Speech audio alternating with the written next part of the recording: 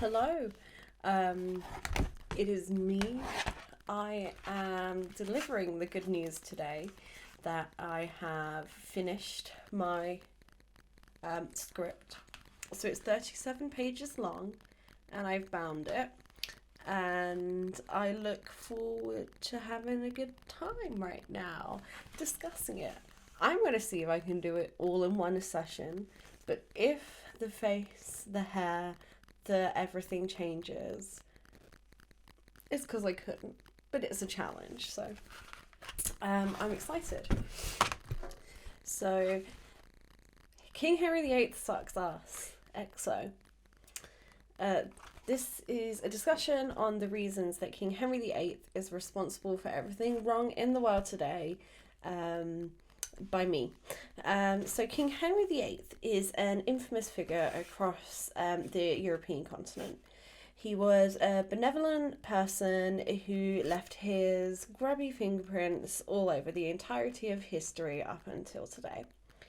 This is an entirely speculative video, meaning that there are no sources other than the sheer experience of growing up and experiencing the public education system in London across the early 21st century, and also maybe a little smidgen of hyperfascination.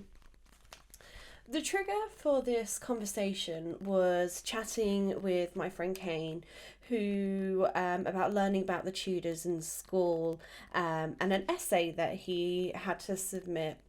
And it was who between Henry VIII and Mary I had a more deadly reign.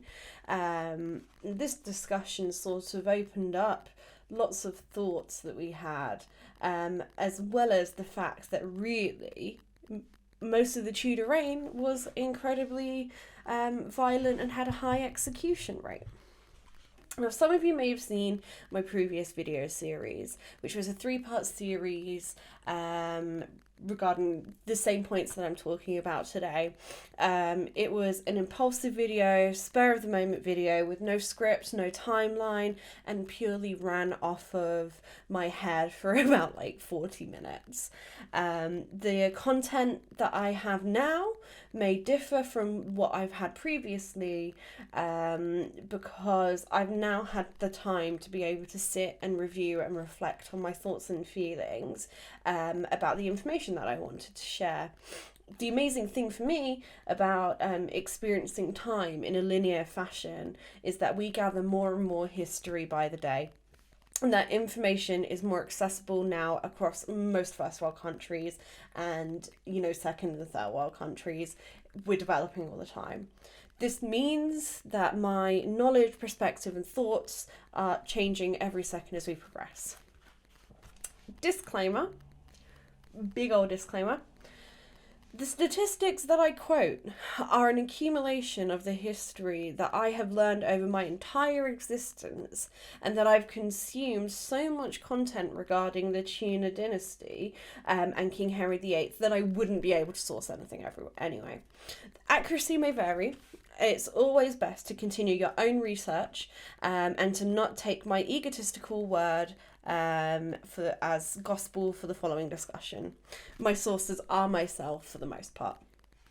I recommend the YouTube channel Reading the Past, and I'm going to link her, and I'm going to put her down in the bottom in the description.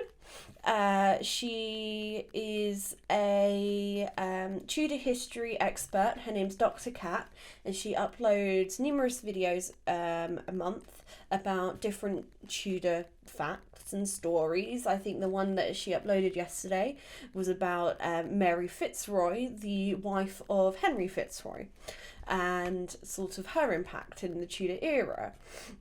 So I think it's good to go and listen to a professional who studies it. I'm also not linking this to much stuff in the Middle East at present, as it will make me angry above all else, and I'm also too ignorant, and that I don't have enough of an understanding to be able to talk about politics at this time. The furthest I can say, spoiler alert, Henry doesn't get along with the Ottomans. I just have to say, it's easy to get angry at and critique your own history, but not as much to others. What I mean is, I feel like I can look at British history and I can see its faults, whereas I couldn't necessarily do that about a country that I'm not from, I've not experienced, and I've not grown up learning about. So, we'll see you soon. First, we must start with why this man came about. A reckless boy, Amanhasar was never meant to be king. He was the second son of the first king of the Tudor dynasty. He was a lad who didn't need to worry about anything except being healthy, making good political alliances, most likely through marriage. His elder sister was married into Scotland, bad news for Elizabeth I, and his younger sister was married off into the French monarchy and became Mary Tudor, Queen Consort of France, but not for long. Arthur was the number one lad of Daddy Henry, as I call him, so Henry VII, the first son of Henry VII to survive past infancy. He was the first in line to the throne to be the King of England, the first successor to the Tudor name. He was betrothed and married in principle to Catherine of Aragon. And this marriage acted as a truce and an alliance with Spain, which created a big stronghold because at the time the Holy Roman Empire was directly related to the Spanish Empire. What more could he want? A smart daughter-in-law, an alive child. This is what he got. Unfortunately, Arthur died suddenly and quickly at aged either between 15 and 17. He was childless, being a child himself, left behind a distraught father, 2 sisters, a brother, and a wife. Henry Tudor really wanted Catherine to remain in the family. His ex-daughter-in-law was too good for him. So he said, "Henry, my lad, marry this painting. She's clever, she's smart, she's educated, she's well connected." Henry was not bothered, to be honest. But then his dad died. In his guilt, he decided to marry Catherine, and that created a butterfly effect from that on. Henry VIII was supposedly a charismatic and good man, spending less than a Kardashian gone Christmas for his whole court. He was a fun man who liked to be silly and was jolly. Sports were fun, wars were fun, women were fun. He liked banging, and banging he did. Henry fathered 3 legitimate children and 1 illegitimate but recognised child. And a shed load of children that just didn't matter. It was this quest for legitimacy that caused Henry to slowly corrupt. But that wasn't all. He was a fair man who believed that if all things could benefit him, it should. For example, destroying Catholicism meant that he would be able to make the Bible accessible in plain English for those who could read English, for those people in his country that could read, because not everyone could read Latin. Latin was just a limitation so that only the nobility and the clergy could read it, because it was written in red and Latin. He just so happened to be able to get rich from the many icons and jewels that he stole from each monastery and cathedral that was raided, and got to be the head of state for a neat new religion, and also made it okay enough to get a divorce. In his ever-wise God-divine right, he decided that pillaging, colonizing, and crusading would be a good idea. After all, his family had literally had a 100-year war just to get to the crown. This saw Henry be a general arsewipe, and who enjoyed destroying Catholic churches and monasteries and cathedrals, including innocents, and then also just being an arse on top of it.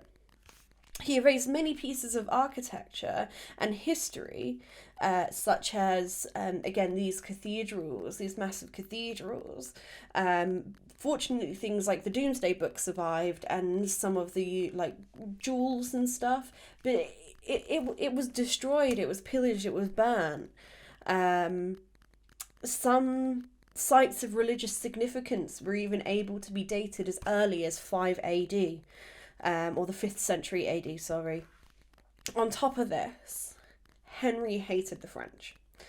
As an age-old story that he perpetuated with his father,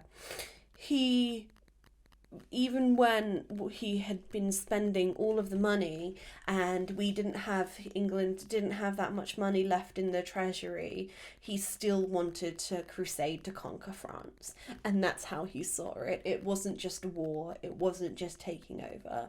It was a crusade. It was that important. Unfortunately, or fortunately, this was never realised. Henry did make everyone hate him.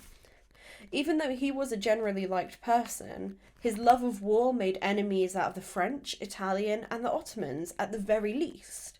His divorce from Catherine of Aragon caused beef with Spain, as Spain was still Catholic, and they didn't believe that the annulment of marriage was legal, and didn't recognise that the relationship had ended until Catherine died of old age. His separation from Anne of Cleves caused massive issues too. He made an enemy out of Germany.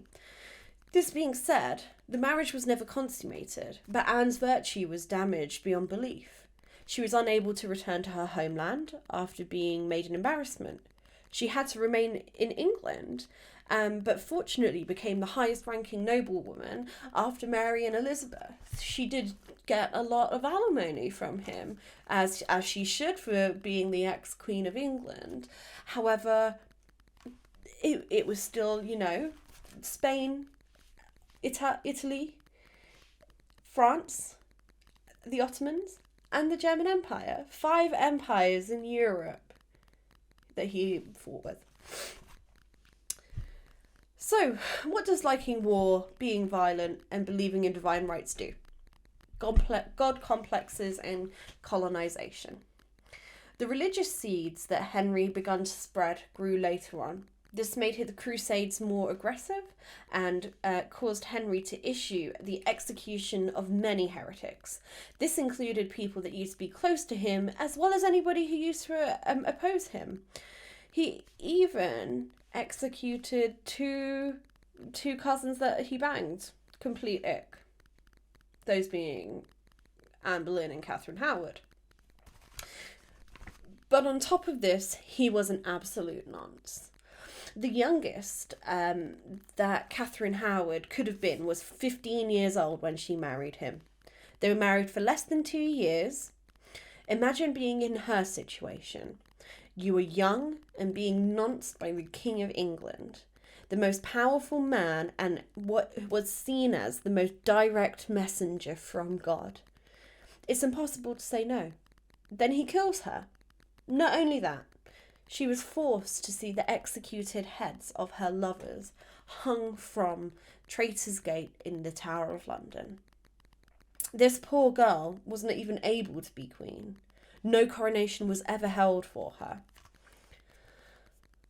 On this topic, King Henry VIII and his ancestors contributed to weird levels of fuckery, breeding, and incest. Relationships meant nothing as long as you were not direct family. As we said, Anne Boleyn and Catherine Howard were cousins on the Boleyn line. Not only was this icky, but then Henry burned through the women in his wives' relationships like crazy. Catherine of Aragon's lady-in-waiting was Anne Boleyn. Anne Boleyn's lady-in-waiting was Jane Seymour. Catherine Howard was the lady-in-waiting for Anne of Cleves. This is just weird, and predatory, especially considering that this man was the King of England and women had minimal rights, no matter how well educated or noble they were, who had to respect the God embodiment, the English king. Offending Henry was also offending God. So Henry had 3 legitimate children that he recognised at different times, according to the offspring that were born next. When Catherine birthed Mary, there were no other heirs that could inherit the throne. But then when Elizabeth was born, Mary was stripped of her princess status and was not recognised as a legitimate heir. And then when Edward was born, Elizabeth received the same treatment. The only exception to this rule was Henry Fitzroy, the illegitimate child that was recognised as an heir. He was brought up to be the next king, but he also died at 17 from a preventable disease, tuberculosis. This made the push for succession harder for the remaining kids, as they wanted to ignore Henry VIII's opinion as best as possible. He was an arsehole. Before we move on to the death of a paranoid and sick man, we must first explore the sheer number of deaths that were endured on the population. At the time, the population wasn't what it was today.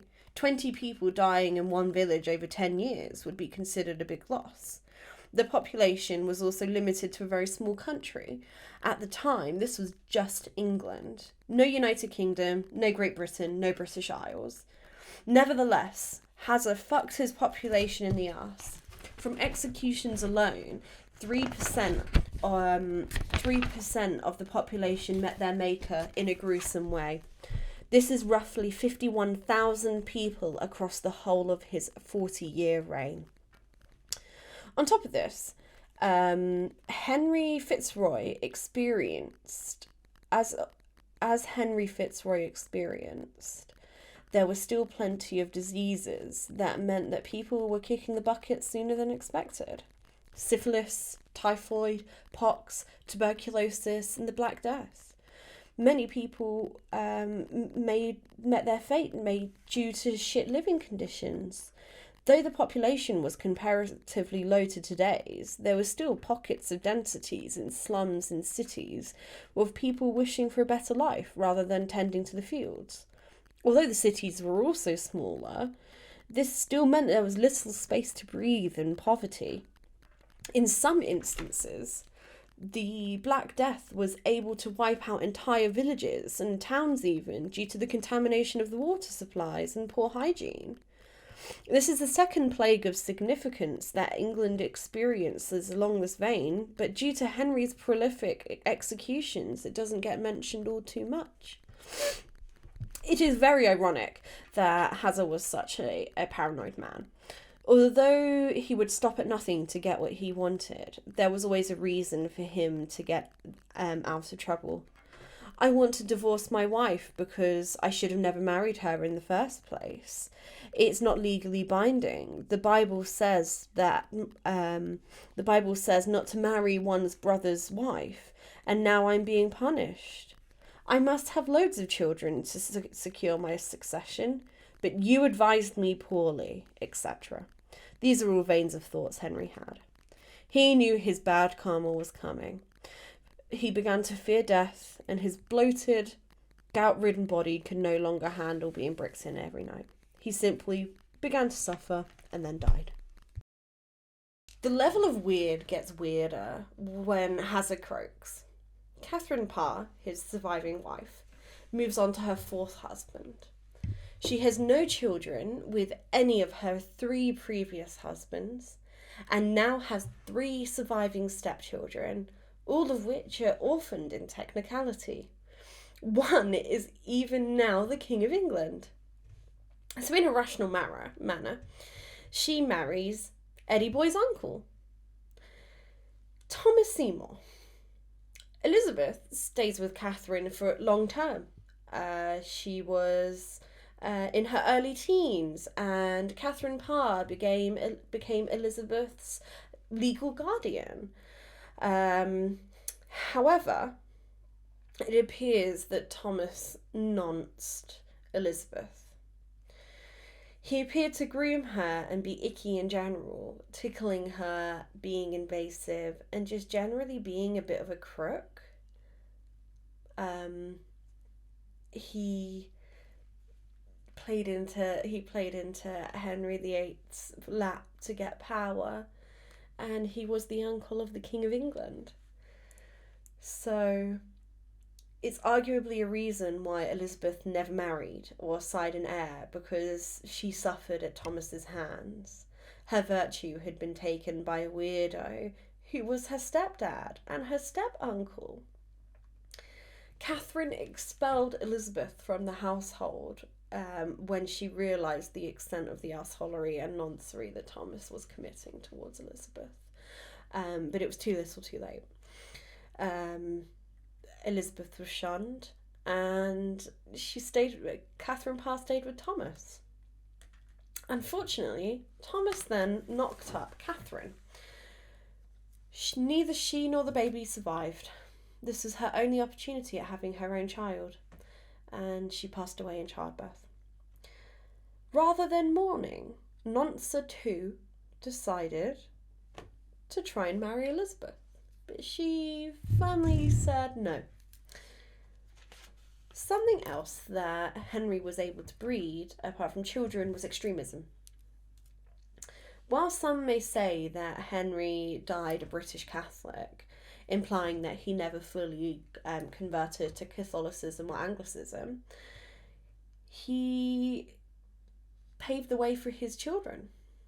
The same can't be said about them. Edward VI was the first formally Protestant king to rule over England. He was born a Protestant, he was raised a Protestant, he was a Protestant. In his reign, he tore his fragile family apart believing this. He would continue to hold executions for Catholics and people who got in the way. He forced people to go into hiding. He wouldn't allow for it to be practiced in public. However, in the case of his sister, even though they may not have seen each other for years at a time, he did try to turn a blind eye sometimes. On top of this, Eddie decided to ignore his dad's act of succession.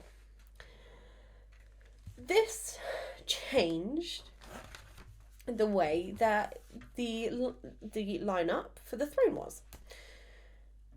The act was made in a panic by Henry after realising his own mortality and lack of children.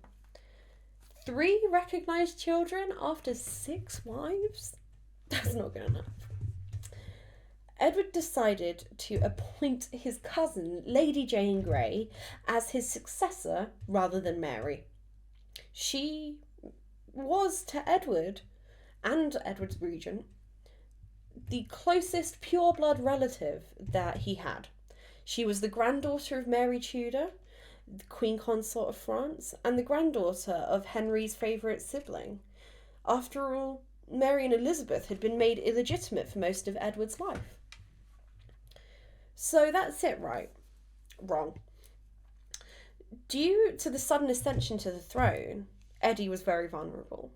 At 9 years old, he was sickly and easily influenced. Noncy Thomas Seymour decided to try and strengthen his position in the hierarchy, which was already pretty damn high, and persuaded Eddie to change the succession rights. Edward unfortunately died at age 15 of tuberculosis, and the government at this time took this as an opportunity to hide his death from the public and attempt to solidify a Protestant takeover, including a plot with Lady Jane Grey. What they did, they tried to ensure that Lady Jane Grey got coronated and got crowned in as the Queen of England as soon as possible, and this was against her will. This was Thomas Seymour, and this was her husband and her father-in-law. She was just caught in the crossfire due to this heritage.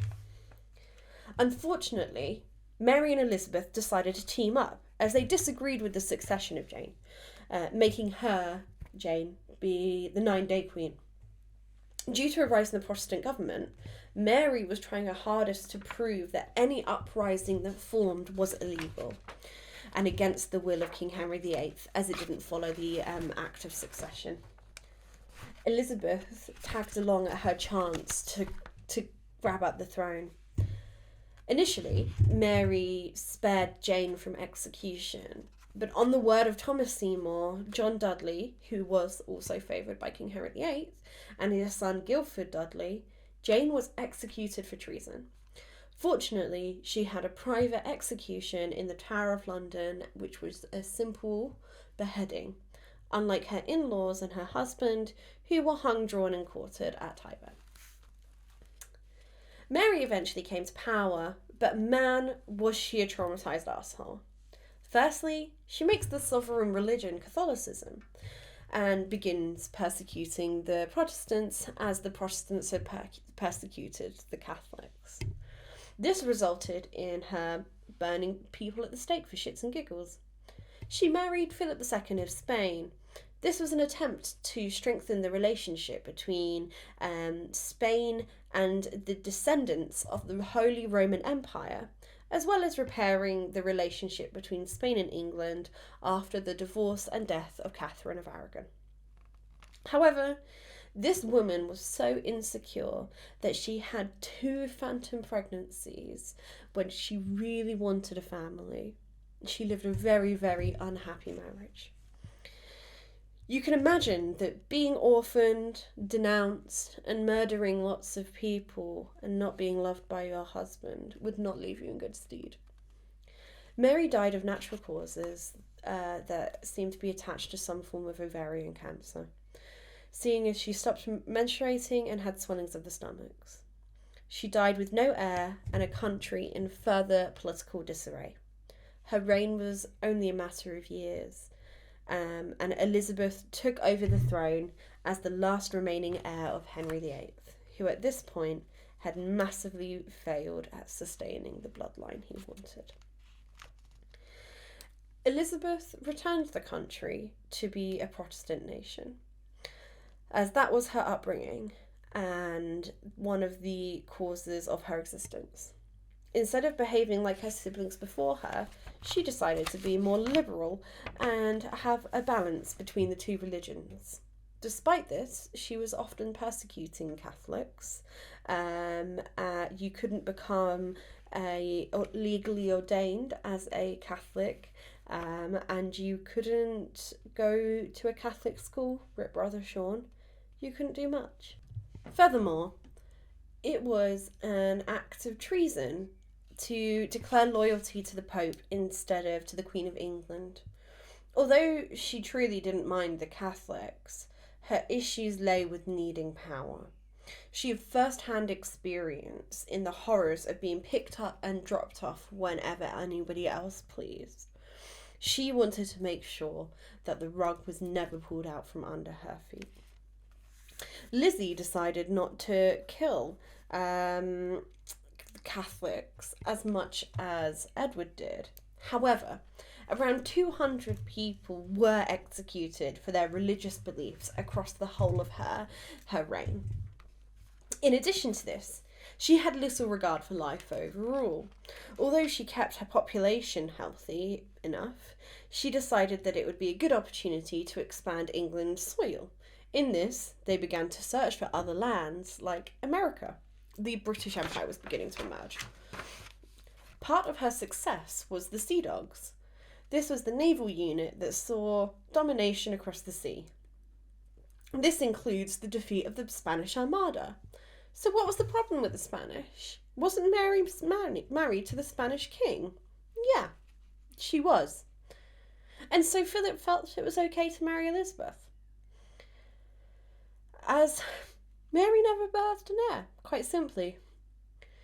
Not only did this give a massive ick, especially after considering that Henry behaved similarly with Catherine of Aragon, he, being Philip of Spain, was a massive Catholic and bore relation to the Holy Roman Empire. In a massive tee-hee, Lizzie respectfully told him to fuck off. But as an honourable man Philip chose not to do so.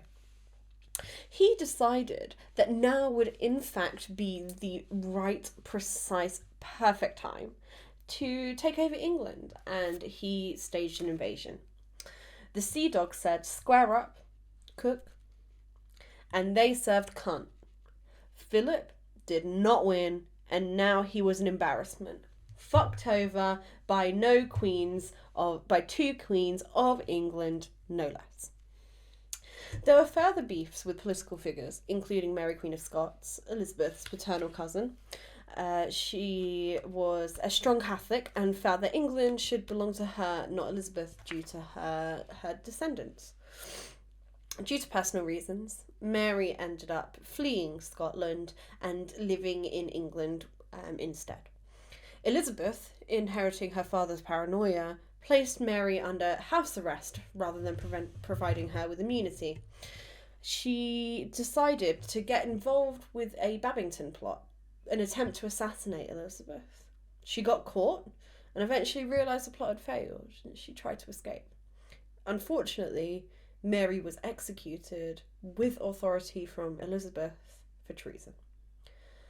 Elizabeth's passing was mostly uneventful, except for the fact that she had no heir to the throne. She died a virgin, husbandless, and left a nation with little direction. The throne went to the son of Mary, Queen of Scots. He was already the King of Scotland. He became the first James in the English monarchy. Surprisingly, unlike his mother, who he did have a bad relationship with, he was Protestant. James being Protestant brought a relief to the population that a monarch was going to stay Protestant. There wasn't a sudden panic that there would be a massive upheaval and then there would be a change. Things would stay as they were. James was the monarch who oversaw the arrival into the Americas. This meant that Protestantism had managed to travel across the sea and begin anew. He began to sow the seeds for the settlers who would be able to wipe out hundreds of thousands.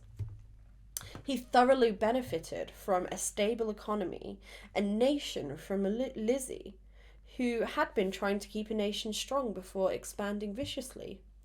Long live Jamestown? His favour was decreasing over his reign as he believed in divine right. He believed he should be the one to reign over the country wholeheartedly, rather than working as a slightly higher authority to Parliament. Furthermore, James had already succeeded in making Scotland primarily Protestant. He had planned the same for England. However, the English felt strongly about being Catholic and did not want to have a majority religion forced upon them again. So naturally, as they were being forced into hiding and practicing religion in secret,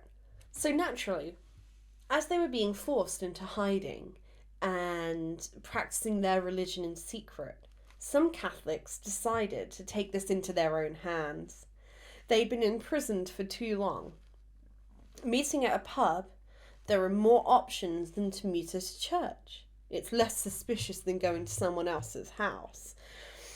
It was decided here that 36 barrels of gunpowder should be placed underneath the Houses of Parliament. This would explode whilst they're in the parliamentary chamber, causing everybody to die. The plot was foiled when a member of Parliament received an anonymous letter saying, "Baby girl, do not go into Parliament on this day." Being an intelligent individual, he reported this to the authorities, who investigated the Houses of Parliament and found Guy Fawkes guarding the gunpowder. This added fuel to the fire of the Protestants versus Catholics, as it was proven now that Catholics were violent and willing to kill many innocent people in order to restore Catholicism to the throne. Our Guy was promptly arrested and tortured into confession. He exposed his accomplices, and they were all hung, drawn, and quartered. Guy managed to kill himself first, but he was still drawn and quartered, which is not fun. What he did was he jumped off of the rig and killed himself. Also, you're not really quartered, you're cut into fifths. And I get it because it's the body, but it really annoys me. Now, in the UK, Guy Fawkes Night, otherwise known as Bonfire Night, is celebrated as a win, with fireworks, bonfires, and even Guy effigies.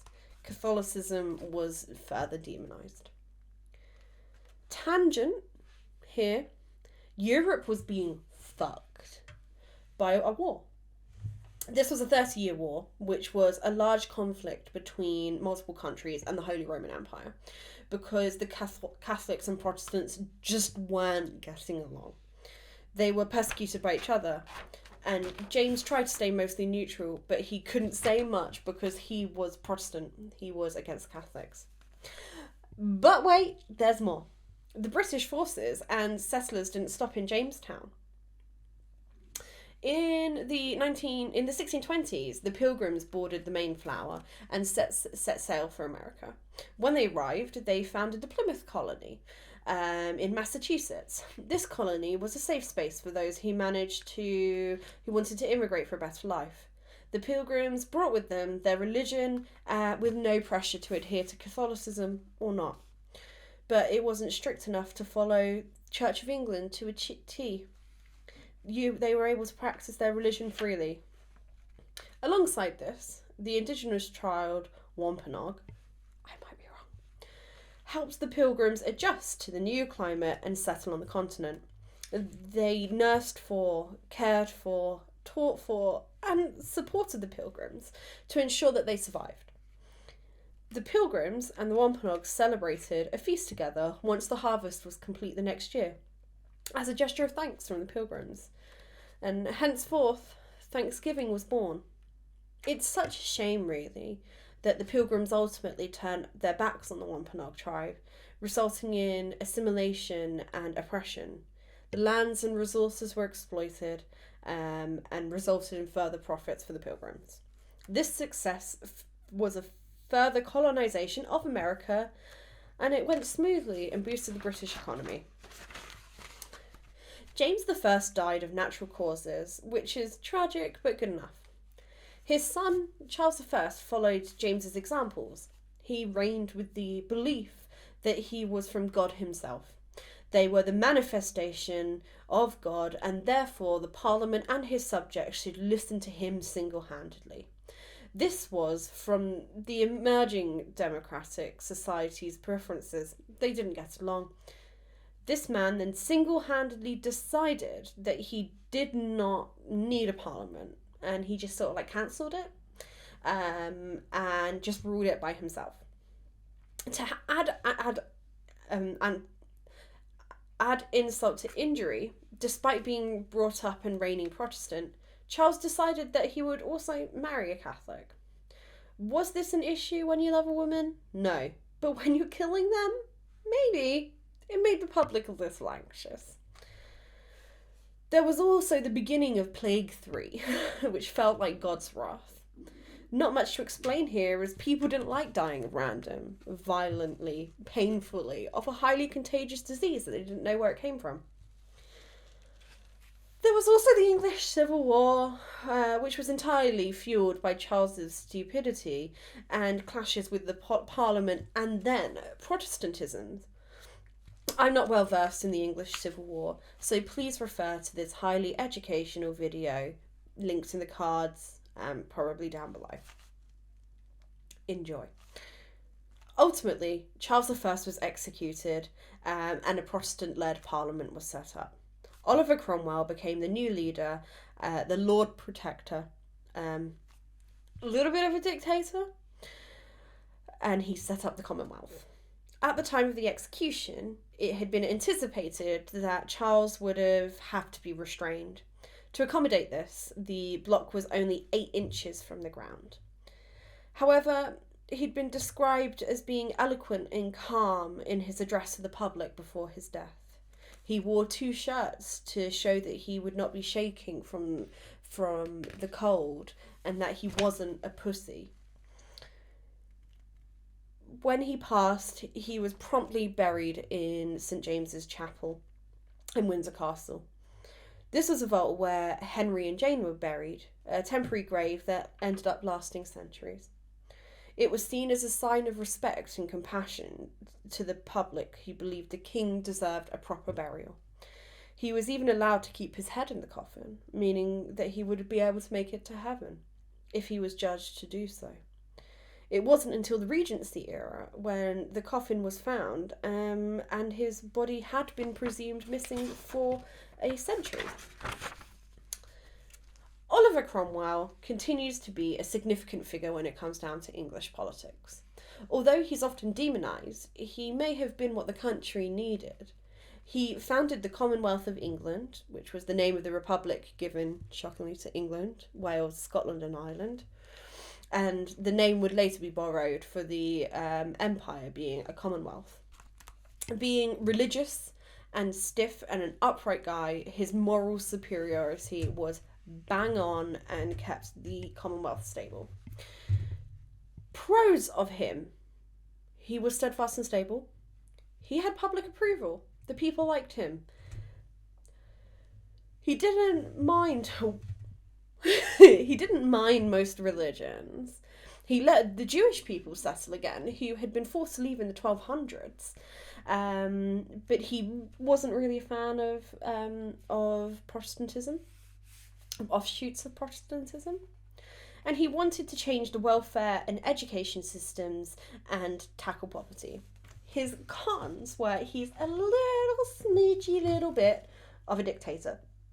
He still didn't like Catholics. He didn't like people who didn't agree with him. He still killed a lot of people, especially if they were royalists. And he banned fun things like sports, alcohol, theatre, celebrations, and even the ability to do some religious rituals, such as celebrating Christmas. There was also a rocky relationship with the whole of Europe. The dust was still settling after the 30-Year War.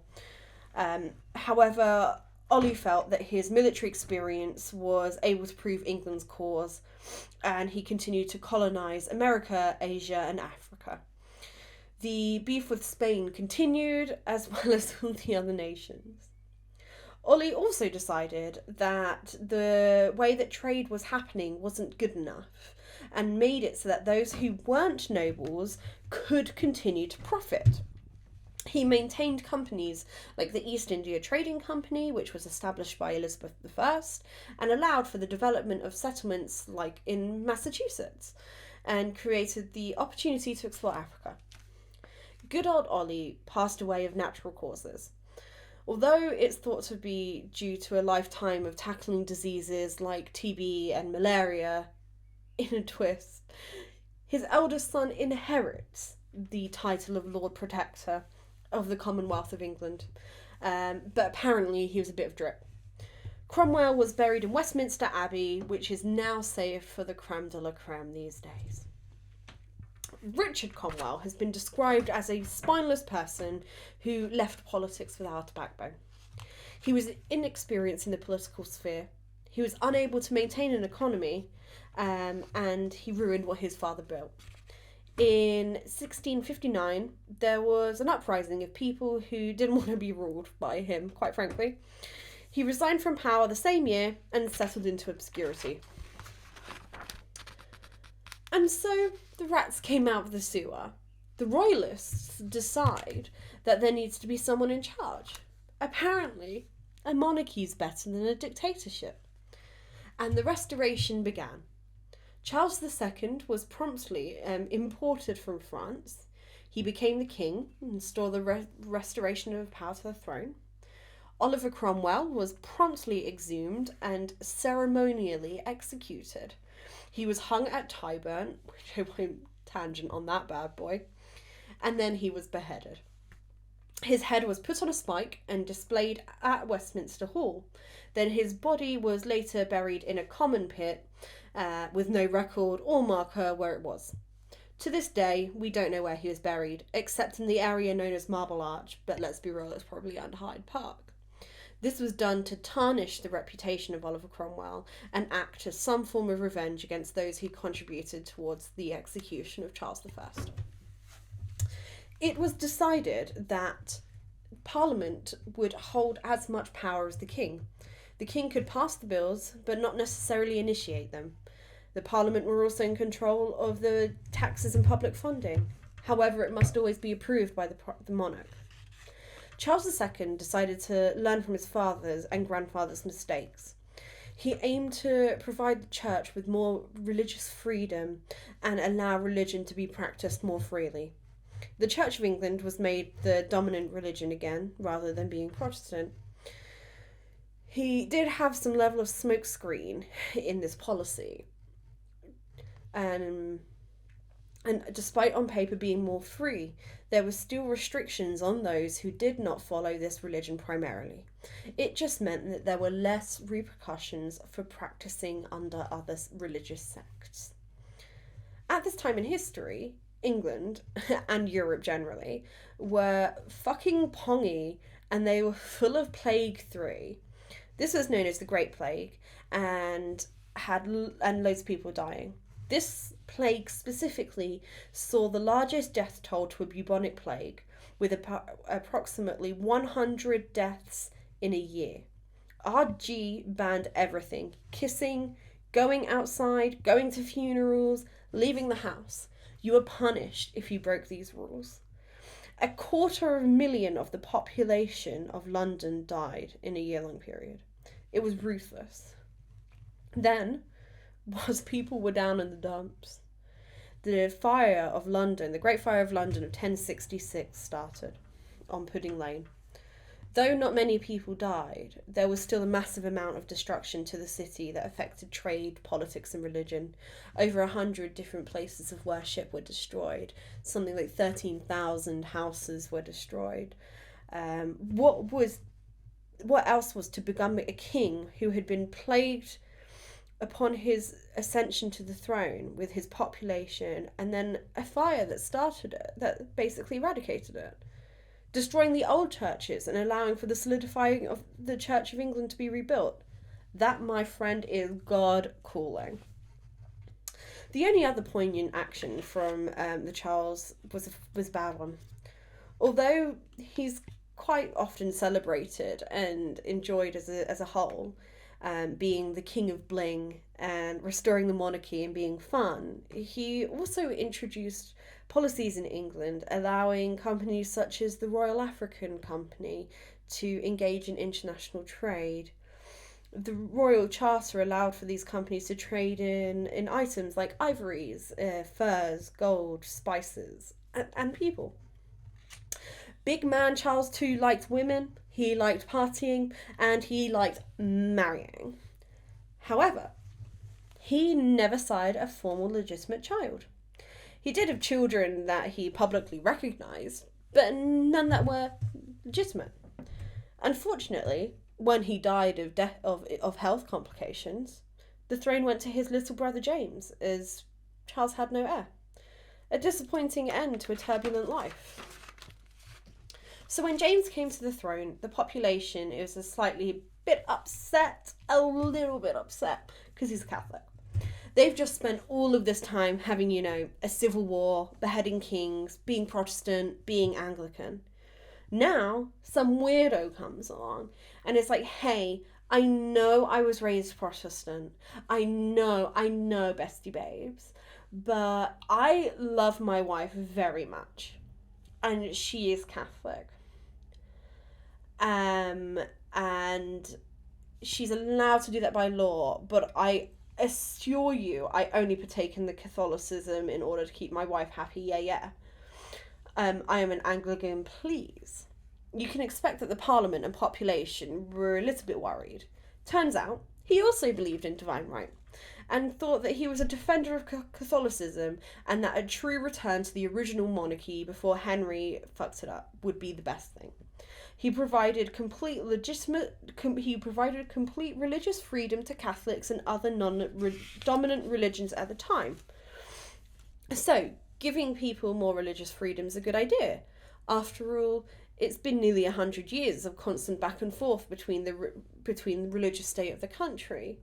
Well, Parliament felt like James had passed an unconstitutional law, pardoning the penal action against Catholics, as he didn't run it through Parliament. Even though he had placed Catholic members into Parliament, it was announced that they should have been these offences were no longer in Anglican churches. Bishops, like the Archbishop of Canterbury, which is always a troublemaker, disagreed with this, with having to do this, to say that Catholicism's fine. 7 bishops were arrested and placed in the ever scarier Tower of London to await trial. In the end, they were released, but the consequences for James were beyond his imagination. James had 4 children that had survived through infancy across 2 wives. Mary, first Mary and Anne from Anne Hyde, and James and Louisa from Mary of Modena. When it came time for the Glorious Revolution to restore England and its colonies to Protestantism, the leader of the party was none other than William, James's son-in-law. Parliament reviewed their evidence and made William king, with Mary, James's daughter, queen consort, i.e. they were joint monarchs. A new Bill of Rights was passed, stating that only a Protestant can be monarch. Furthermore, Parliament now hold more power than a monarch does. This changes meant that there could not be any bypassing with the monarch's beliefs.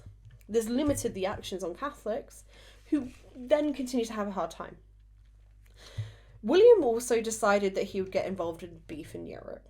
He spent well allocated time and money combating France and Spain still, in an attempt to override the expansion and colonisation of lands that England wanted their hands on.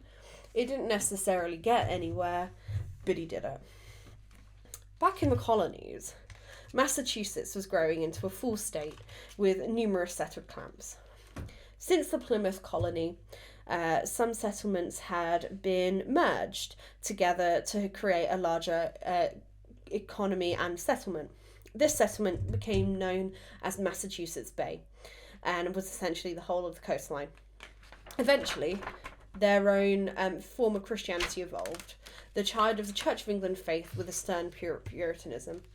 This held Calvinist themes, including perpetual sin and salvation, and the idea that the devil is everywhere, but if you truly believe and you truly repent, you can be saved. Alongside this, the colony got the authority to have self-governance, meaning that any crimes, legal matters, etc. could be passed on, dealt with, without having to contact the reigning monarchs.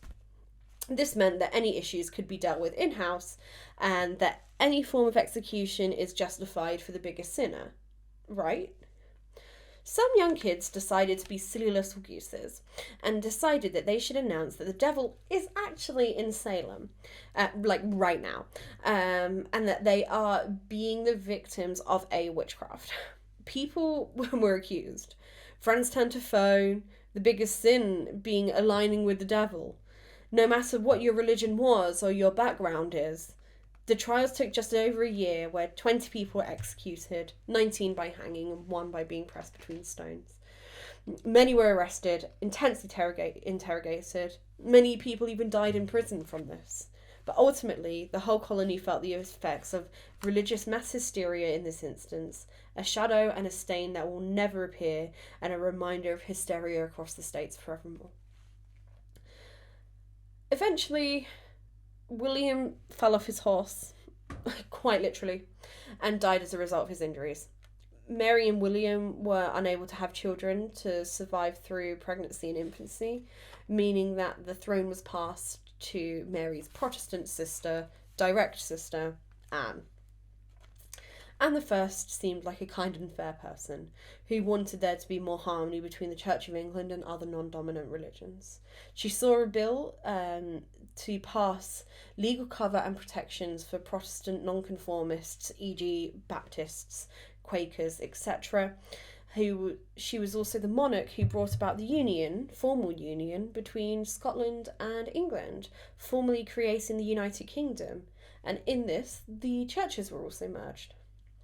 In an upsetting twist, Anne was never able to have a child to survive infancy. It's believed that she had up to 17 children, including miscarriages and stillborns. One infant was even buried with Henry, Jane, and Charles I. When she died, she no longer had many relatives that could become monarch without the potential for a Catholic uprising. So we see the end of the Stuarts. The next monarch was George Hanover, a German native. They were distant cousins through James I. But this was enough by UK law to have a new monarch. George I of Hanover was the grandson of James I through James's daughter. He'd grown up in what is nowadays Germany, and he came to the UK not being able to speak English and not being fucked at all. He could not be fucked to learn English at all.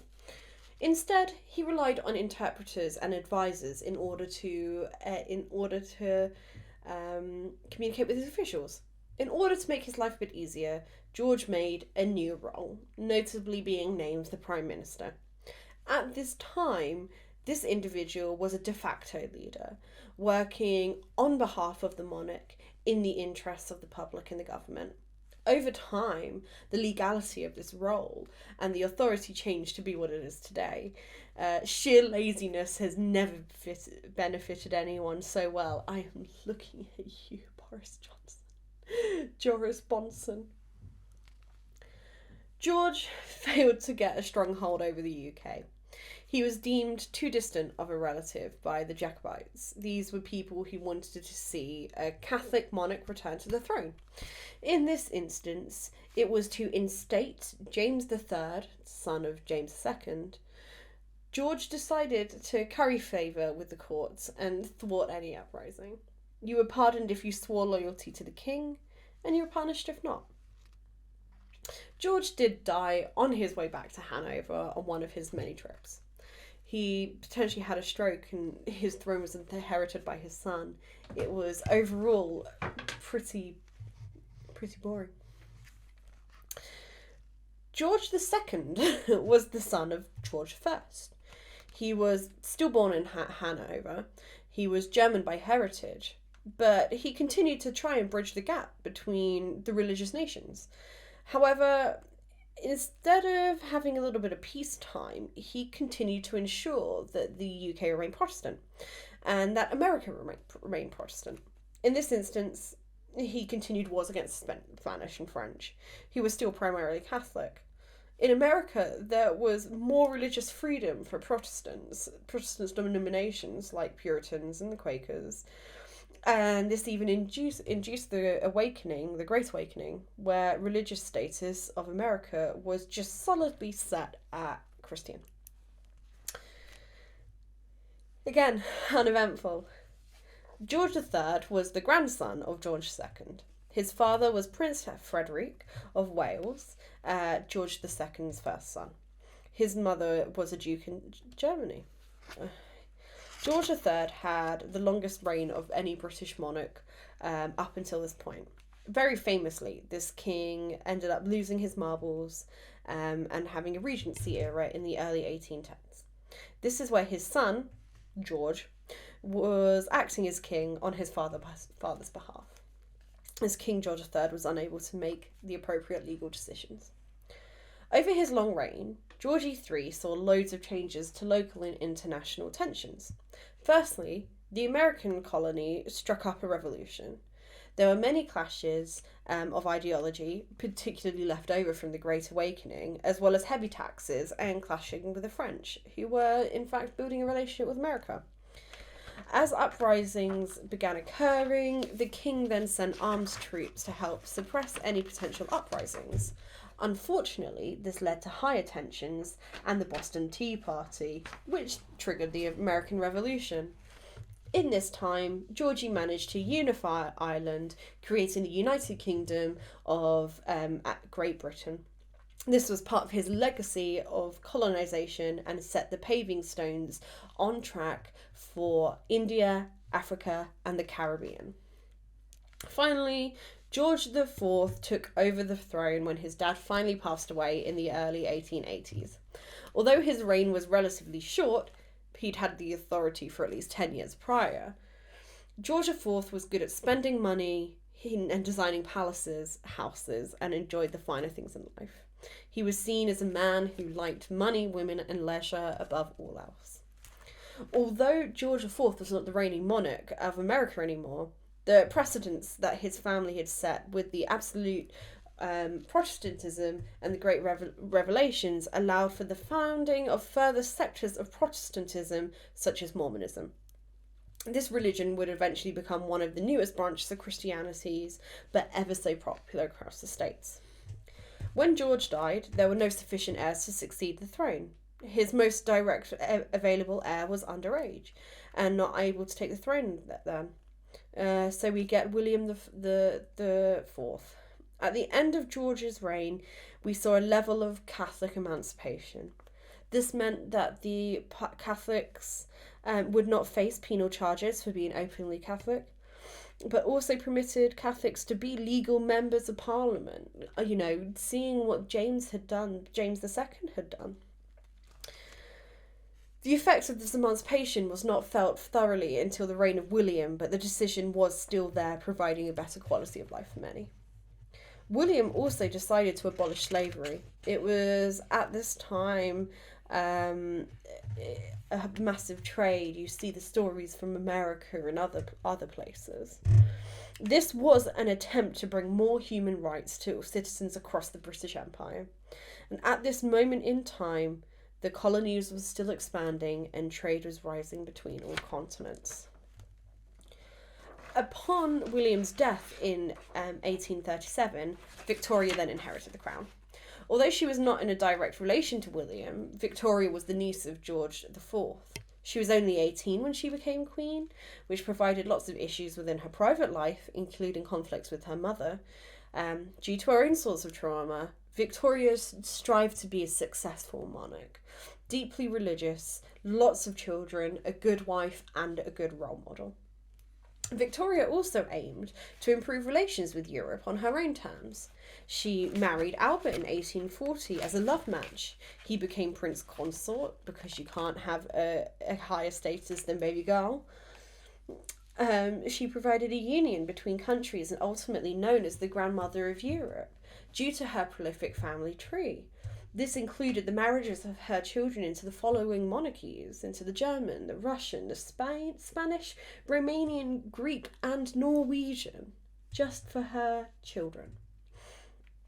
In the mid-1880s, Ireland faced a genocide of sorts, where most of their produce was being exported to Britain's nobility and the nouveau riche. This meant that many of the population of Ireland depended on potatoes, a versatile plant that provides plenty of crops in one harvest, as we know from Stardew Valley, whilst also taking up very little space. Unfortunately, there was a plant disease on the crops of these potatoes, which caused the harvests to be poor over numerous seasons. This meant that millions of people became malnourished, and it's estimated that 1 million people died because they could not feed themselves after this. It made tensions between the British monarchy and then Protestantism and Catholicism worse. The resentment of the upper class for causing the oppression would never go away. This saw millions of people immigrate globally, including settling in America and developing Catholic strongholds. During this time, the white British nobility and nouveau riche were able to live a good life under the Industrial Revolution. This saw the economy flourish, especially taking into consideration the Great Exhibition, but unfortunately, it made the divide between the rich and the poor more noticeable. On top of this, the domestic home became lethal. You could die from anything, from wallpaper to the air. Furthermore, you could lose your jobs due to automation. Cities like Nottingham suffered from industrialisation, that skilled workers were losing their jobs. The lace market, basically Nottingham's only reputation outside of Robin Hood, revolted and rebelled. Looms, factories, machinery were intentionally damaged as part of the strike. People wanted recognition, a better working environment, and better pay for their skill. India was formally given to the royal crown in 1877, formally making Victoria the Empress of India. The areas covered the equivalent of modern-day India, Bangladesh, and Pakistan. This occupation saw British culture and religion spread across the country, as well as British bureaucracy.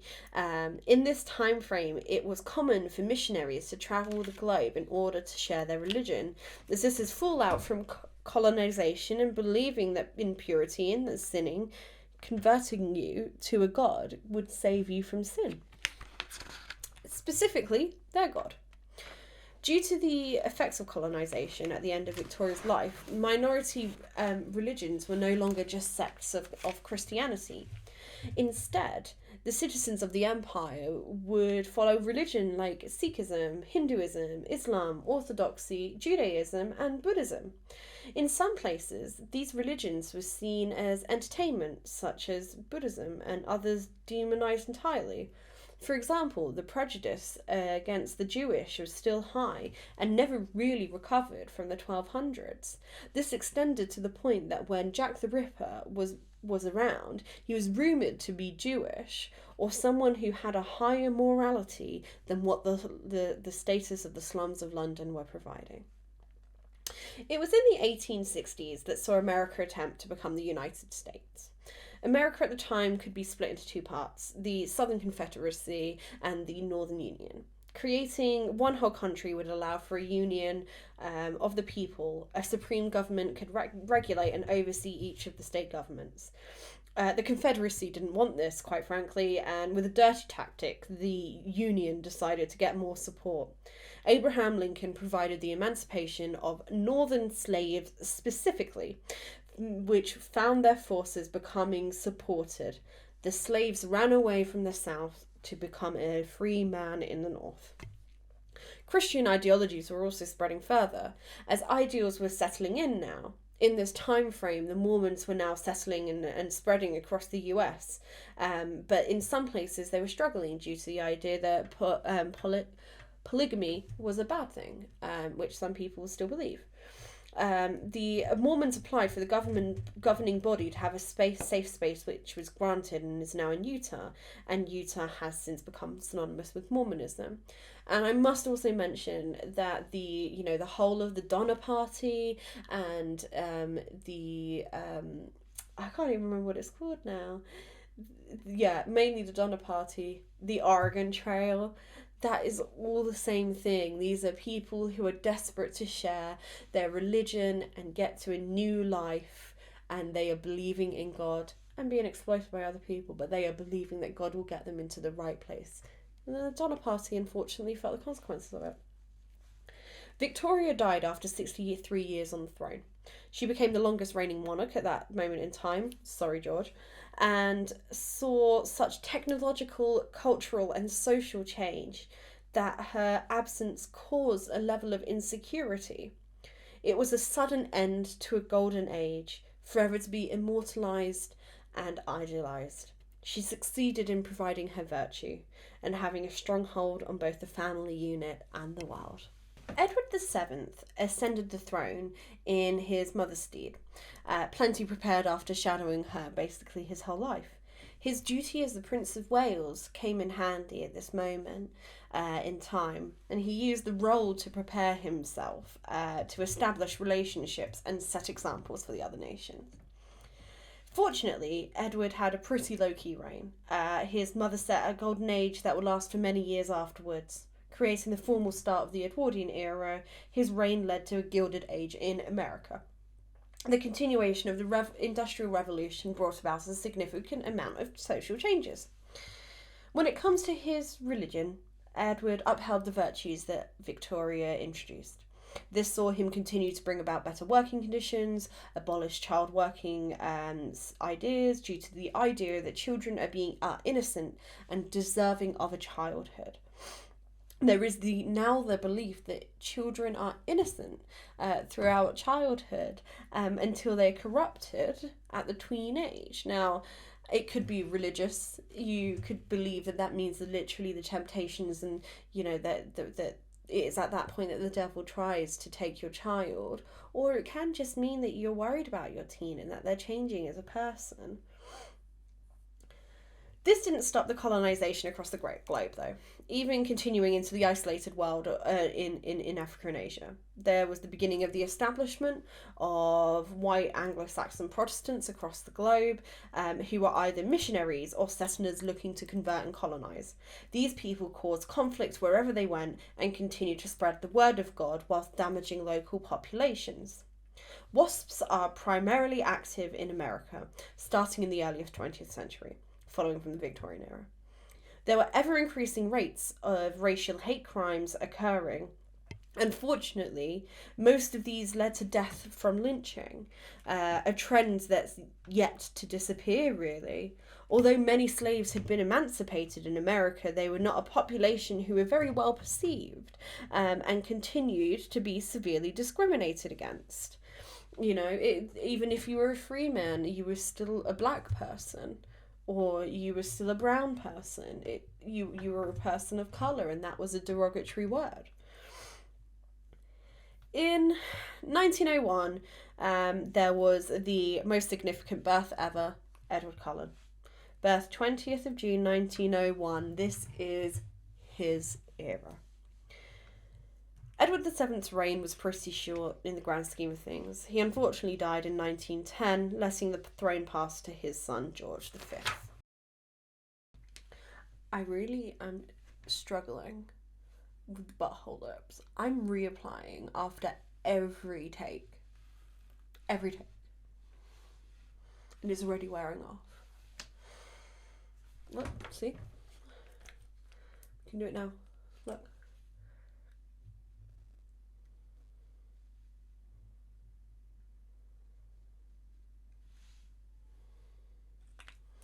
Let's see how long that lasts.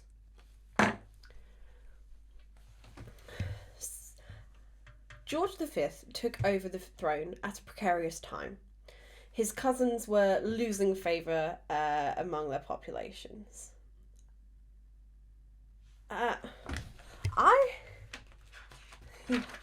No. Ignore me. Include all of this, Kane. At this point in time, the British Empire was at its largest, included countries, continents in Asia, Africa, and more unclassified at the time areas such as the Caribbean, Ireland, and even the Pacific. This colonization got a bit too much for the native occupants, and they wanted their independence back. There were numerous small-scale events that began in places like modern-day Ghana, Ireland, and Nigeria.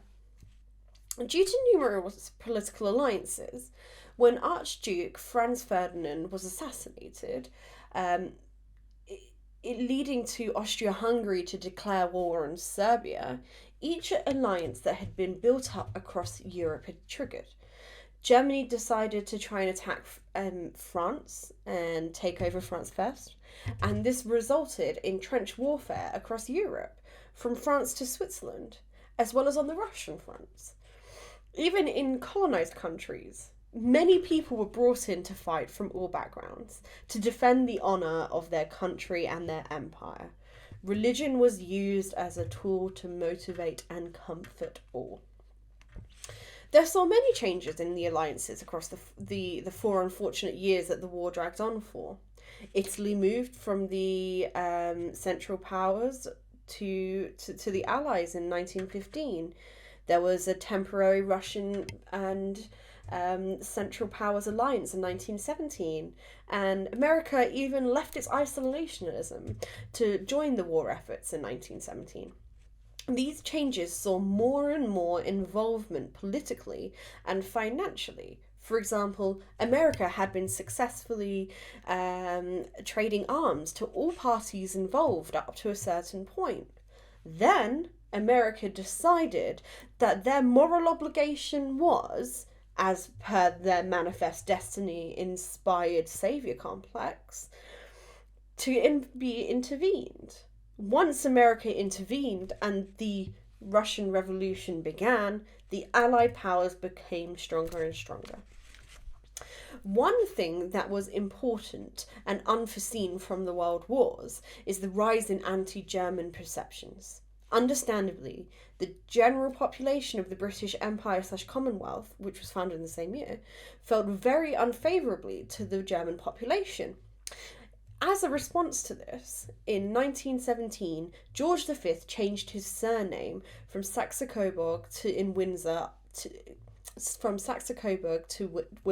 like the castle. This was to eradicate a direct German heritage that he had from the Hanovers, as well as to the connections to his first cousins over in Germany and in Russia. To this day, the official surname of our British monarch is Windsor, like the castle. As fallout from World War I, Kaiser Wilhelm decided to abdicate the throne and then ran away. This spread to cause the Weimar Republic being formed and through the depression that the country experienced. Furthermore, in the Russian Revolution, the Bolsheviks were able to assassinate the entire royal family, and unfortunately Tsar Nicholas was no more. The saving grace for George was that he was a constitutional monarch. Although he was the head of the Church of England and also heavily involved in public affairs, all decisions were ultimately that the government had and Parliament had, not his own. He had an extra layer of protection. It didn't mean losing his family was easy. His cousins were dying, and he was not managing to produce an heir that he was proud of. Unfortunately, one of his sons passed away, and the other decided that he would abdicate the throne the same year he ascended. He liked women and was a playboy and even dared to marry an American divorcee, who may have even followed the Catholic religion. This caused much uproar with Parliament, and the public caused outrage. Edward VII could not care less and thought being king was not worth the effort. In the 1930s, George V expressed concern specifically about the rise of Hitler and the effects of the Weimar Republic. For example, when the whole world experienced a depression both emotionally and financially due to the output of the war, where millions of people died and many were injured, with very, very few saw significant justice afterwards. In 1918, the Spanish flu ravaged the world, particularly due to the poor conditions that the world was in. And unfortunately, the Weimar was riddled with the plague and experienced the most mass hyperinflation and had extreme insecurity. This was arguably worse than America's Great Depression, and it meant that the founding of the new country, Germany, they needed a better political structure than what they had to offer. And unfortunately, this provided Hitler and the Nazi Party a way into the mainframe. As a whole, the war left Europe in a mess. Many country lines had to be redrawn. Some countries ceased to exist, e.g. Prussia, Austria-Hungary, and some were founded, like Czechoslovakia. This still saw a whole load of religions being unstable. Judaism, Catholicism, Protestantism, and Orthodoxy were all at odds. The Jewish population were facing prejudice, as per usual, and individuals had to enlist in the war in order to prove their loyalty to the governing nations and hope to improve their racial identification by reducing discrimination. It's against their religion most of the time to fight in war. These people were risking their lives to prove their self-worth. But this did not happen. Efforts went unrewarded, and it is at this point where the Zionist movement is founded in Judaism, or the belief that Judaism should return to the Holy Land of Palestine. Palestine was currently under the British administration. falling into the jurisdiction of the British following the collapse of the Ottoman Empire. Although the administration was enforced to keep the country in order and stable, the opposite happened. After World War One, Jewish leaders proposed that a Jewish state be created in the Holy Land under Zionist rule. Unfortunately, the British felt that this was an okay idea and began plans for the transfer. This would not be completed until the end of World War Two, but it was a sign that Britain was beginning to accept the Jewish community efficiently for the first time. Arguably, this is one of the worst decisions in the UK's history on a territory that isn't even their own. A relevant movement that was exacerbated by the war, the Great War, was women's suffrage. For a while, times were changing, and women wanted to be able to vote, as well as have more rights, in fact. It was the Victorian era that saw women possess the ability to have custody of their children, as women were believed to be possessions of their husbands. Therefore, children naturally belonged to their father, until Caroline Norton had the Custody of Infants Act 1839 passed. From here onwards, women wanted to be equal, as God has intended. The suffrage movement had two variants who wished to see the same outcome: the suffragists, who were pacifists, and the suffragettes, who wanted suffrage at any and all costs. This included rioting, hunger strikes, lock-ins, etc. Many women died, including Emily Davidson, for their dedication of the cause. After the Great War, when the men returned, albeit with their burdens, they resumed jobs in all aspects that said women had. You can't work when you're a woman. But what they forgot was women kept the industries running whilst the men were at war. Then they remembered that women's rights were granted in the UK and in places like US, although in the US it was mildly based on racism. In a very different location, the now in power Bolshevik Party was aiming for atheism across Russia and its territories. As communism is the belief that all is equal, having religious figures and icons was not very communist. This caused Lenin to shun religion, and Stalin chose to persecute those who were religious. The Depression of Weimar caused Germany to suffer. The war was long and hard on their resources. The mental health was low, morale was low, and everyone was just worn down. It was exhausting, and the mass hyperinflation caused extremism regardless. Many people felt as if God had abandoned them, and the population of Germany was increasingly less religious. It just so happens that when push comes to shove, and people who are hated most become worse. Hitler came along in 1923 and spent 5 years in prison due to a failed coup. This is where we see the Nazi Party begin, and George V's opinions of the man declines. In this time, Ireland also declares itself an independent via a war, resulting in self-governing nation belonging to the Commonwealth umbrella. Although the northernmost region of the party did stay part of the UK and is now known as Northern Ireland, this wasn't the end of the discussion of independence, but it was the beginning of needless conflicts for true independence. The nation of Ireland had a treaty regarding self-governance, and not all members of the public believed that this treaty should exist. This caused a civil war between pro and anti-treaty protesters, and ultimately the pro-treaty protesters won the conflict, but it led to a very unstable foundation to a new nation. Unfortunately, George V died in 1936 due to poor health, and his son George VI takes over the throne and continues the Windsor legacy. Slowly, the parasites of nations worm their way into politics and into power. Whether it's Stalin, Mussolini, Hitler, and even Churchill, a man with a bad attitude rules a country and leads to devastating losses. Many groups of people were persecuted, exiled, and murdered, and this can be put down to military failures and successes, depending on the ideology you've followed. 3 things were for certain. Hitler scapegoated Jews, and that needs very little explanation. The British stayed strong in their belief of God. The British people believed in God. With propaganda like keep calm and carry on, the public kept away from hysterics and just continued life as it was. This proved evidence in the Blitz when people were losing everything. And the final thing, America has a God complex. After the successes of the intervention of America in World War One, America took a very similar role where it stayed separate from the conflict until it became a communist versus a capitalist rather than nations at war.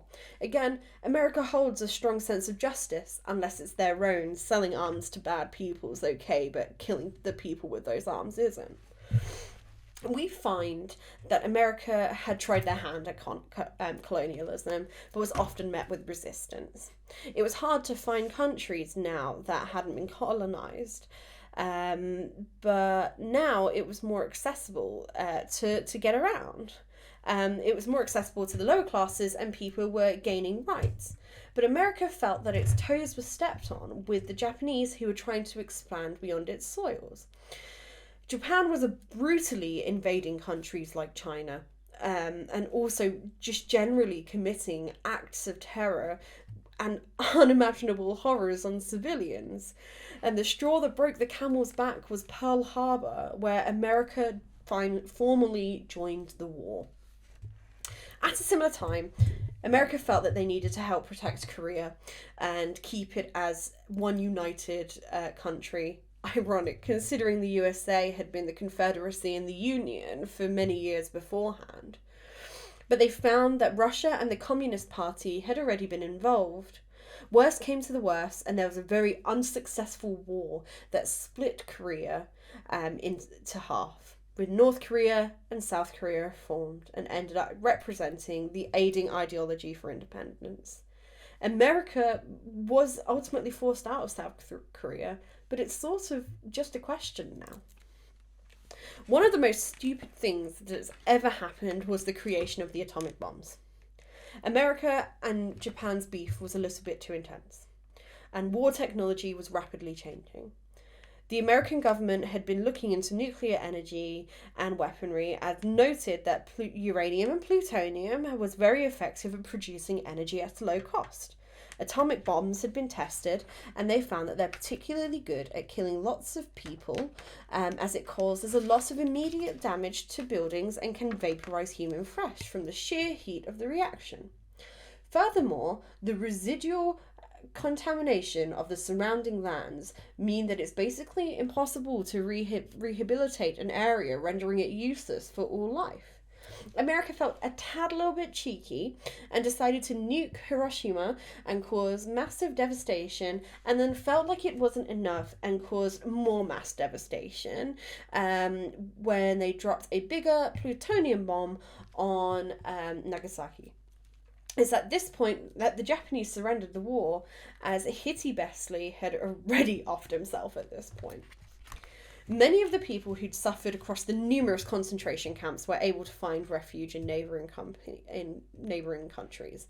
On the Kinder Transport Programme, individuals like Kitty Hart Moxham settled post-war and created a welcoming environment for once. Although they were welcomed into the UK, there was still a large taboo in regards to the Holocaust, and not many people wanted to talk about the trauma. In an act of sympathy, the British government decided that it would aid in funding Israel, the white man's friend in the Middle East. The persecution of Judaism in Europe burdened the minds of many, and at the cost of those who were living in Palestine at the time. Unfortunately, Zionism proves persuasive. In an attempt to help the colonies, as well as help rebuild Britain, people were invited to work in the UK and bring their families. The first people came over in the HMS Windrush, dubbing the generation the Windrush generation, from Jamaica primarily.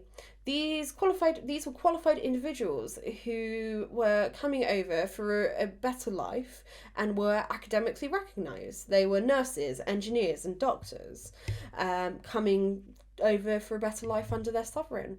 Unfortunately, these people were met with hostility as they were coloured.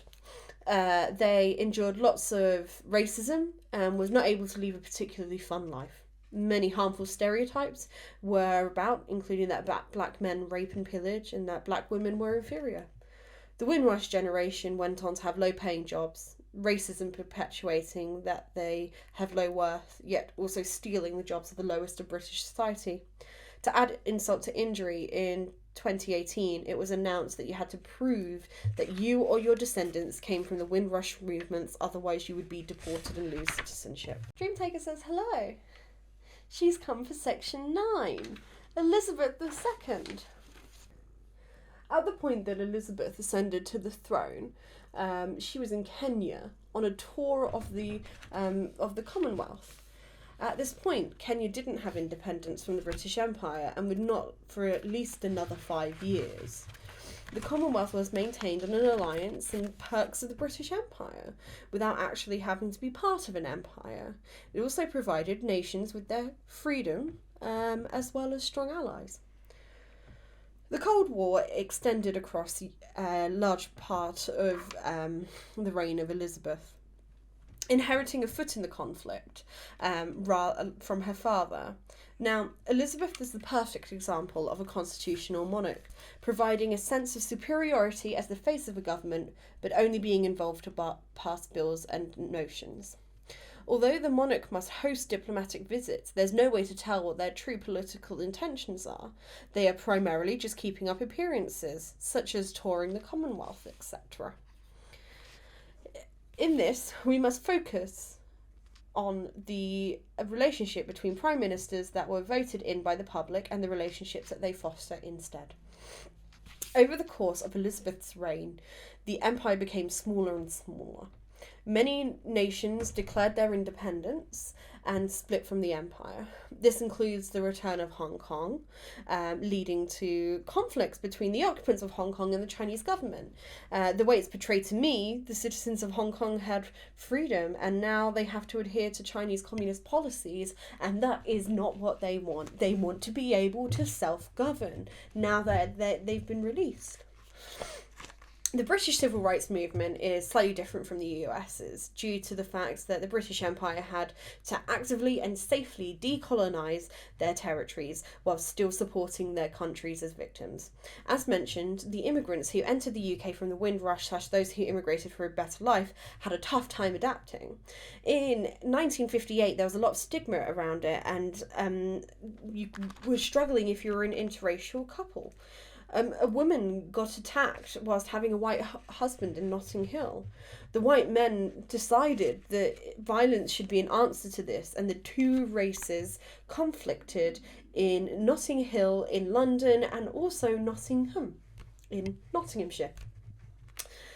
There was no solid solution from these riots. It was a sort of, we'll look into it, until there were clashes between the police and general population, especially black men. The police had somehow become more institutionalised and had introduced stop and searches policies, which still to this day primarily affect black men in particular. This led to mass riots and conflicts in places like Brixton, and ultimately only a change in policing was seen. Unfortunately, the 80s was a tough time for the UK's. In particular, Margaret Thatcher was not really a nice person, and caused lots of privatisation to companies in order to turn a profit. This included making what had been British-based companies more profitable abroad.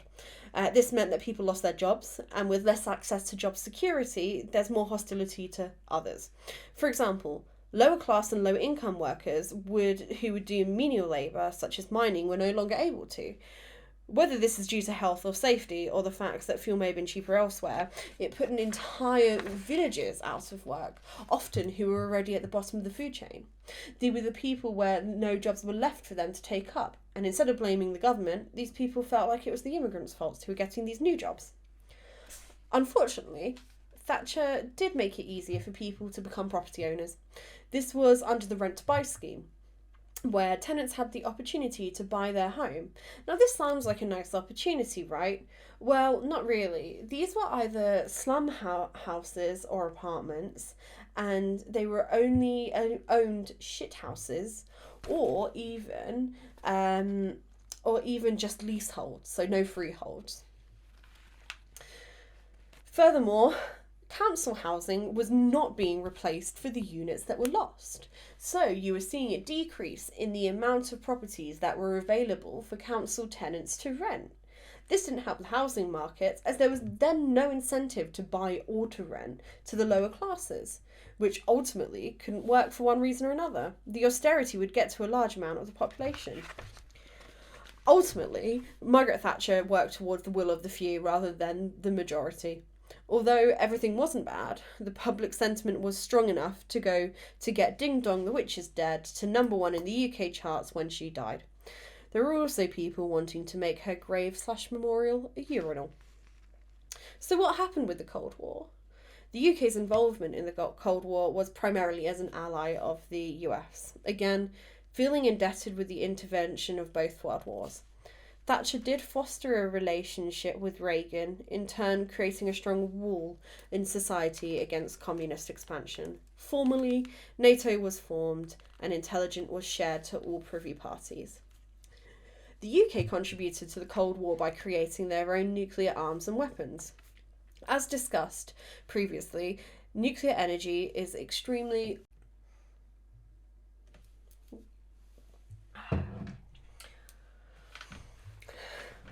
The UK contributed to the Cold War by creating their own nuclear arms program and weapons.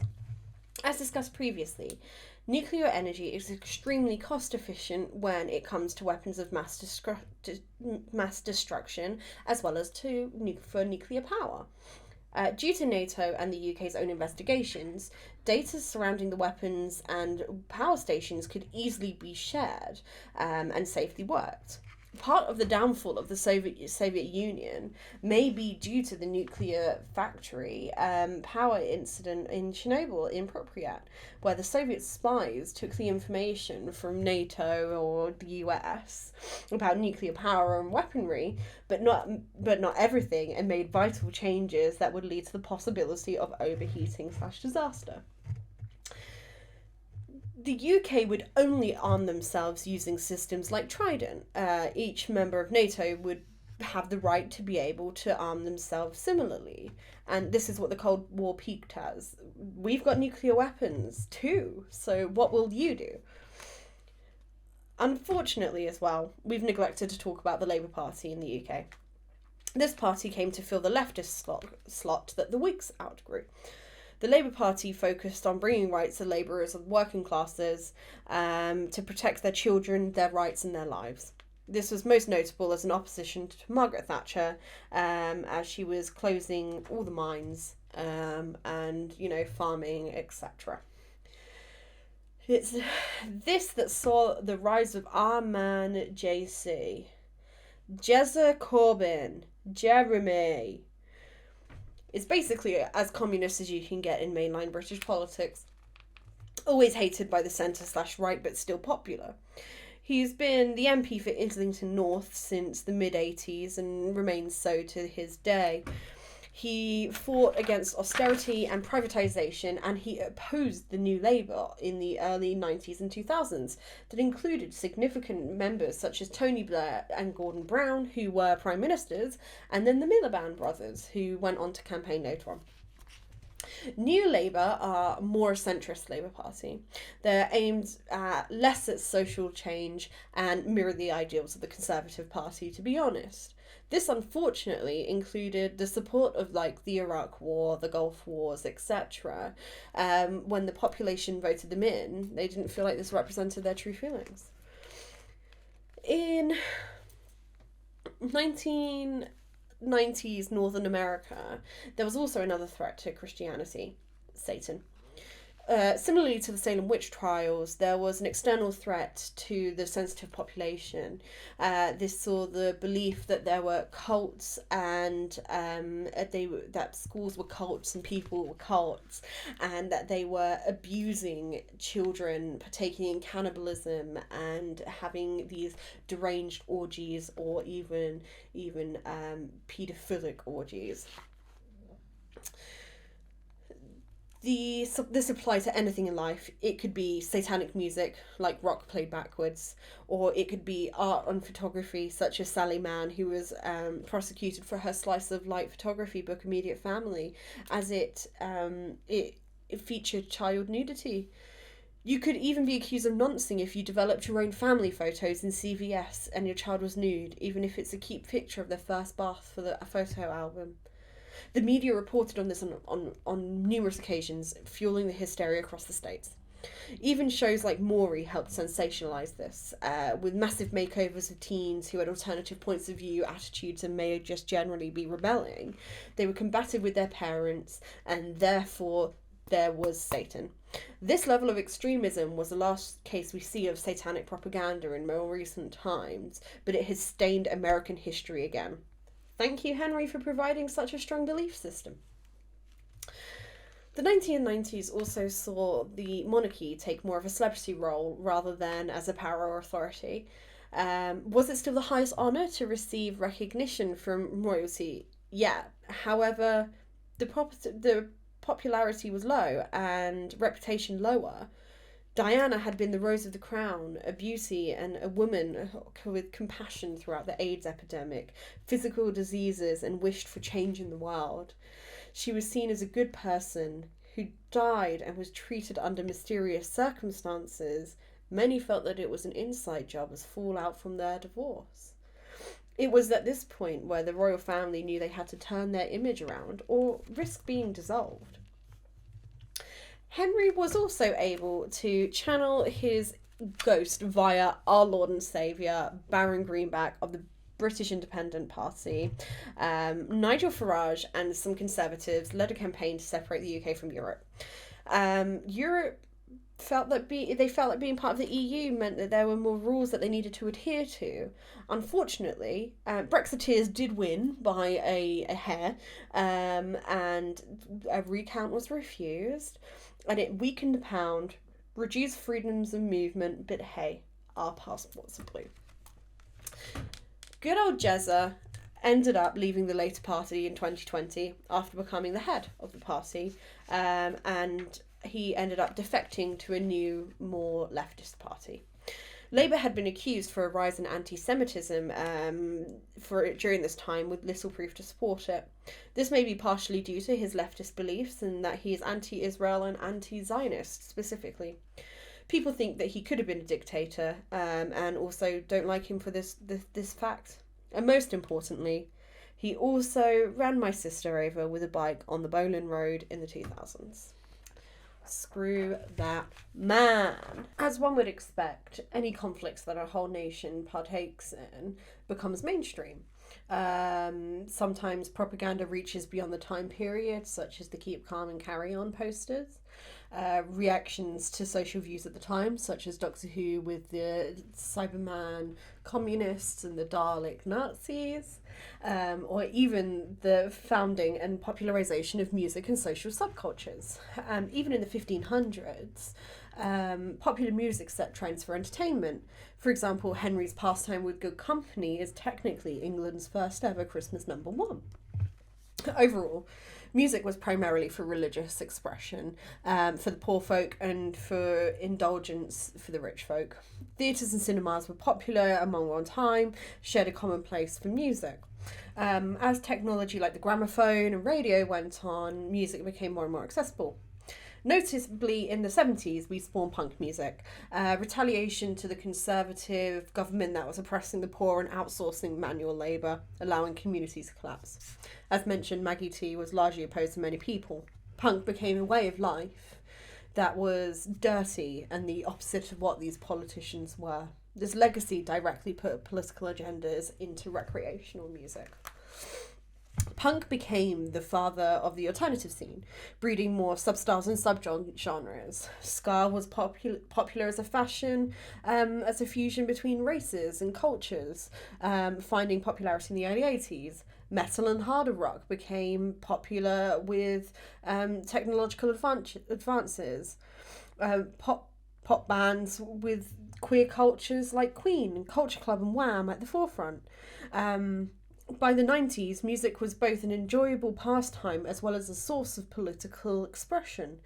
Bands like System of a Down, U2, Green Day, Radiohead, and more began sharing their sentiments and experiences through music. Unfortunately, as mentioned before, Satanic Panic demonized bands that presented themselves along the gothic metal pipeline as being satanic. Whether or not this is true is a different matter, but the suburban wasps in the state caused the problems. My favourite trope of this representation of this trope is not another teen music with movie with the sort of the tainted love Marilyn Manson version. I love that scene. It's quite funny. The progression into pop punk and nu metal paved the way for the next generation to be brought up with some radical subculture ideas.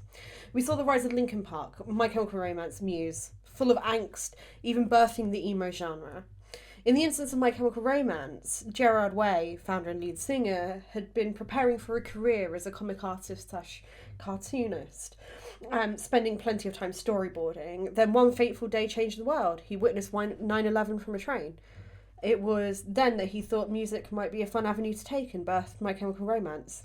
Music videos that were also heavily inspired by historic events like D-Day and the Ghost of You music video, as well as just generally being angsty.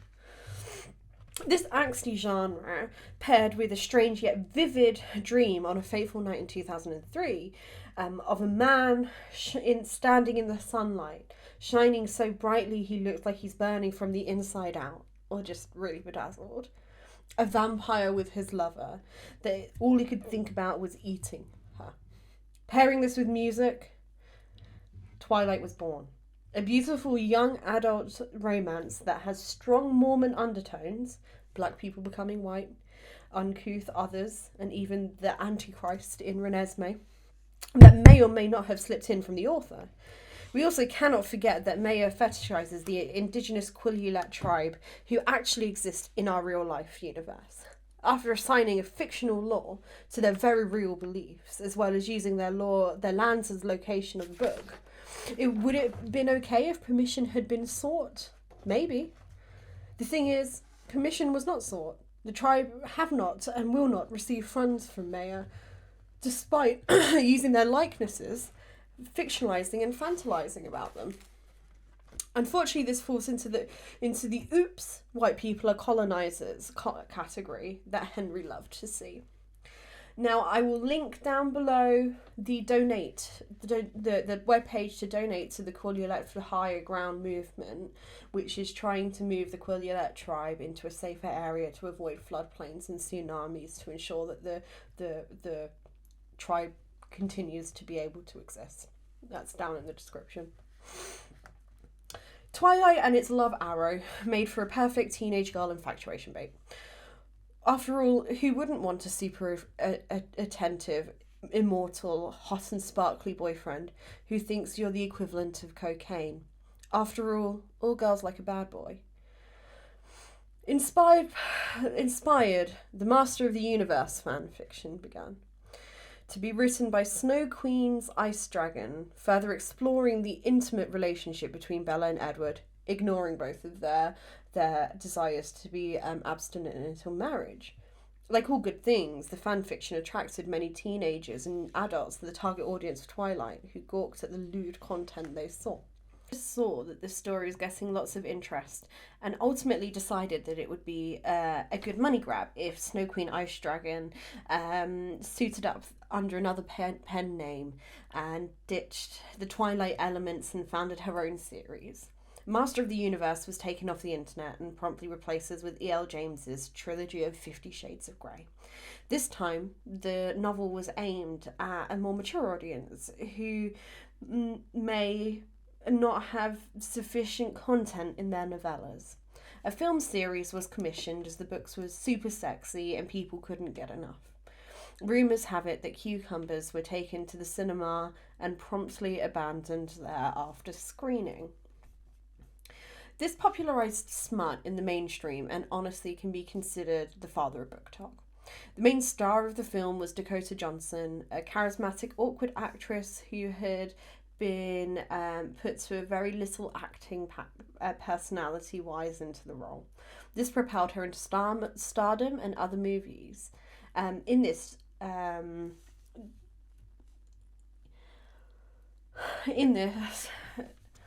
Johnson got a public fan base and was invited onto many television talk shows of varying maturity, the most significant of Johnson's two appearances on The Ellen Show.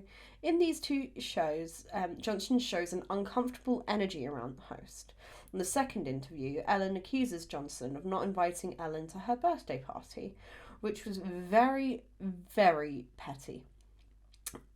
Johnson did not hold decorum and exposed Ellen for the way she twisted the situation. After this, it had publicly come out that Ellen was not a very nice person, and the way she twisted the situation had to make people feel quite inferior. This included mocking the way people spoke, as well as making people confront their fears for a laugh. It may have been funny if the victims were in on it, but ultimately Ellen decided to cancel her show and take it off the air. This is a good example of culture that may or may not have got you executed in a previous century for hysteria, bestiality, witchcraft, or going against religion. Either way, it's a good thing that young adults these days are not the rabid young adults back in the day. Unfortunately, Mormonism would find itself in the press in 2023 to 2024 due to some cult-like beliefs. The YouTube family, 8 passengers, had fallen apart. Elder siblings no longer attending the family home or featuring on the channel. The family had been long-time Mormons, born and raised in Utah, and stayed there. Often, their religion strongly impacted the way they acted towards others and raised their children. They aimed to be rich yet selfless. Unfortunately, the family had begun to have issues, and a therapist was called in. This therapist not only charged exorbitant amounts of money, but also encouraged a strict and rigid family dynamic. This included punishments such as sending children to the Anasazi wilderness camp, where you are forced to survive in the desert for an unconfirmed period of time. This being said, the child who received this punishment ultimately ended up becoming healthier where most would suffer. This is a reflection on how strict the parenting was. Unfortunately, this led to a very public court case when the children were found abused and neglected in the pursuit of the protection of their immortal soul. The 2 ringleaders have since been sentenced, however, the damage has been done. At this point, we must also look into the representation of the tyrant himself. Numerous films have been made, television series, caricatures, and even video games. Most notably, King Henry VIII is a lead character in the hit BBC show Horrible Histories, due to his grisly demeanour. Dubbed under the terrible Tudors, Horrible Histories covered his reign as well as that of his children's in processable, gory detail that is funny and intriguing. This includes the songs such as Divorced, Beheaded, Died, and A Little More Reformation, even performed by Sir Rowan Atkinson, and We're the Tudors. This isn't the only musical entertainment that we have surrounding Henry. There is also a musical, 6, telling the story of Henry's relation to each of his wives. This is a girl power musical and focuses on the wives instead of on Henry. He's not a character, he's just referred to. In a similar vein, in the 1800s, Catherines banded together to commemorate the Queen of her namesake. Despite being buried in luxury, formally recognised as the Dowager Princess of Wales, her tomb in Peterborough Cathedral was raided, and also not near the altar. It was here the Catherines who donated a penny each to install a new commemorative slab at the cathedral. Later on, Queen Mary restored the tomb fully. So, could you believe it? In our Lord's year 2023, we formally had a new recognised king. Unfortunately, he's a divorcee, and that's bad, but he didn't find a religion. What's worse, no one rates him. Now he has cancer. People are just sort of waiting for him to die so William can reign. So thanks, Henry. Your new religion caused the death of hundreds of millions of people because you wanted to divorce and have an English Bible. You caused terror whilst you were alive, traumatize your children, and cause terror in the modern day. Anyway, thank you for coming to my TED Talk.